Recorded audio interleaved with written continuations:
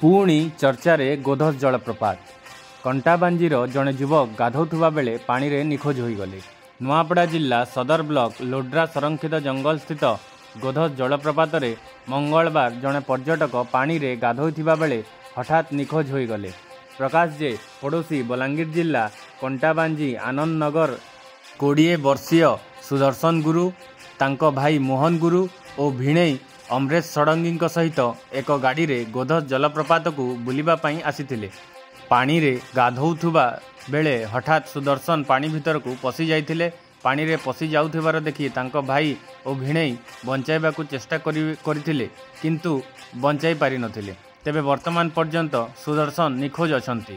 धरमबंधा थाना रे एने लिखित अभियोग होईची। घटनास्थल रे पुलिस पहुंची तदंत आरंभ करिथिबा बेले अग्निशम विभाग सुदर्शन को पानी भितर पसी खोजाखोजी करुथिबार सूचना असमर्थित सूत्ररू हस्तगत होईची।